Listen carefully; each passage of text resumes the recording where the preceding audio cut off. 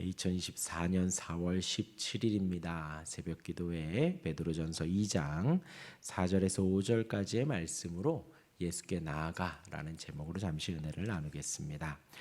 어제 새벽 베드로는 우리에게 모든 악독과 기만과 외식과 시기와 모든 비방하는 말을 버리라고 했습니다. 아주 짧은 말씀이지만 이 구절 앞에서 우리의 악한 모습이 그대로 드러납니다. 우리가 취해야 할 것은 악독, 기만, 외식, 시기가 아니라 순전하고 순수한 마음입니다. 우리가 취해야 할 것은 거룩한 하늘의 것입니다. 하늘의 양분을 사모하라 했습니다.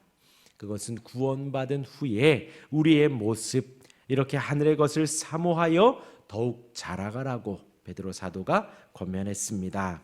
그렇게 자라가는 우리의 모습은 주의 인자하심을 맛보았으면 마땅히 해야 하는 모습입니다. 꼭 이스라엘 백성들에게 출애굽시키신 후에 그들에게 하나님께서 십계명을 주신 것과 같이 주의 인자하심, 크신 사랑을 맛본 우리들은, 구원의 은혜, 거듭남의 은혜를 맛본 우리들은 그렇게 하는 것입니다. 악독을 버리고 기만을 버리고 시기와 모든 비방을 버리고 능동적으로 적극적으로 순전한 하나님의 말씀, 또 신령하고 거룩한 하늘의 것을 사모하라. 어제 새벽의 말씀입니다.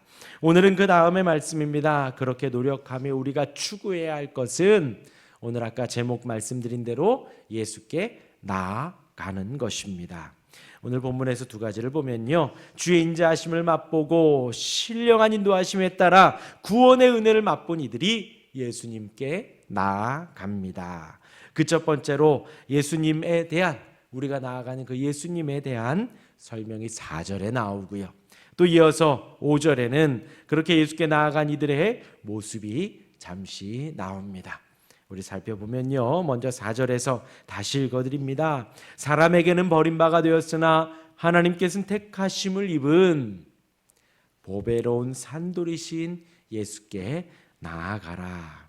마지막 문장이 바로 예수님께 나아갑니다 라는 것이죠. 누가요? 주의 인자하심을 맛본 이들이, 성령의 인도하심에 따라 거듭난 이들이, 구원의 은혜를 맛본 이들이 예수께 나아가는 것입니다.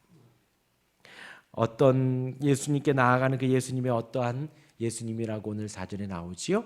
사람들에게는 버림받은. 우리가 사복음서에 나온 예수님의 행적을 알고 있지요. 예수님은 자신의 백성들에게 오셨습니다. 유대인들 가운데 예수님이 나타나셨지요. 그런데 그들에게서 버림을 받으셨습니다. 유대인들로부터 버림을 받으셨고 이방인들로부터 버림을 당하셨습니다. 소중히 여기지 않으셨지요. 그렇게 버림받아 결국 십자가에 죽으셨습니다. 심지어 저와 여러분들도 마찬가지였습니다. 지금은 예수님을 믿고 이 자리에 나와 있지만 그 이전에는요, 예수님을 외면했지요. 모른 척했습니다.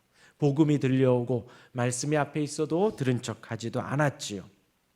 우리에게는, 사람들에게는 버림받으셨지만 그 예수님이 하나님께는 택하심을 입으셨습니다. 하나님께는 보배롭게 여겨지셨습니다. 보배롭다는 것은 대단히 가치가 있고 존경받고 존귀히 여김을 받으셨다라는 것이지요. 우리가 예수님께 나아갑니다. 구원받은 이들이 예수님께 나아갑니다. 어떤 예수님이요? 사람들에게는 버림받고 백성들에게는 버림받지만 하나님께는 택하심을 받은, 하나님이 존귀하게 높이신 그 예수님께 우리가 나아가는 것입니다. 좀 위로가 되시나요? 지금 이 편지의 수신자들은 고통과 어려움과 핍박과 억압 속에 있습니다. 어떤 이유로요? 예수님께 나아간다는 이유로, 예수님을 믿는다는 이유로 예수님을 시인하고 예수님을 내가 섬기겠다라고 공언한 그 죄값으로 말미암아 그들은 고통을 당하고 있습니다. 격리를 당하고 있습니다.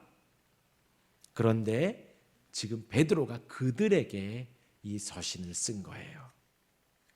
핍박 속에서도 어려움 속에서도 계속해서 예수님께 나아가라. 사람들에게는 버림받았지만 하나님께서는 택하셨고 존귀하게 여기셨으니 우리는 그 예수님께 계속해서 나아가야 한다는 것입니다. 그러니 마음의 위로를 위안을 얻고 격려를 받으라는 것이지요. 이어서 두 번째입니다. 다시 5절 제가 다시 읽어드리겠습니다.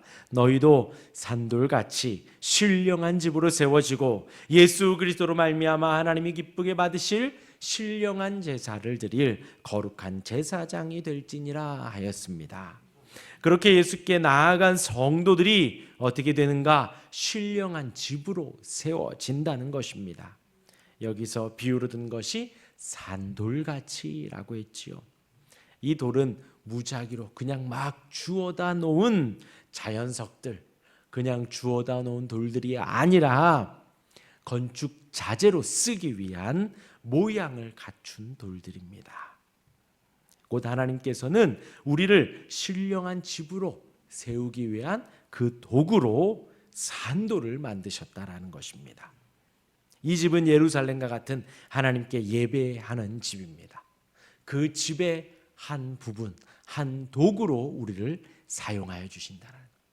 예수님께 계속해서 나아가라. 너희가 그 산돌이 되고 너희가 그 예배하는 집이 될 것이다 라고 말씀을 하신 거예요.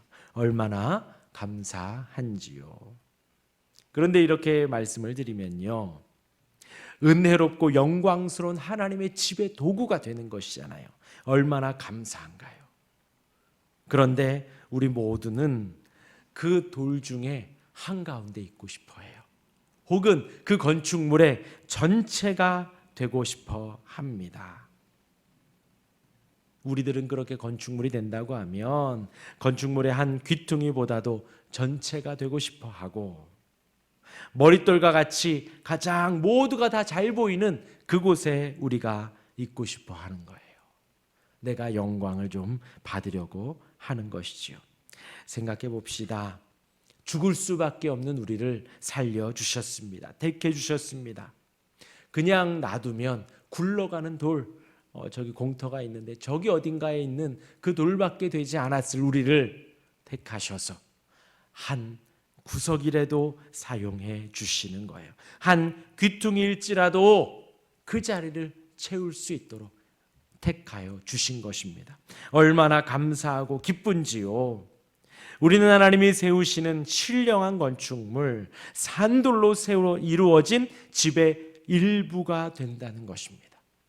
하나님이 세우시는 하나님의 집의 그 일부가 되어진다는 거예요. 큰 특권이고 영광이고 감사함의 내용들입니다.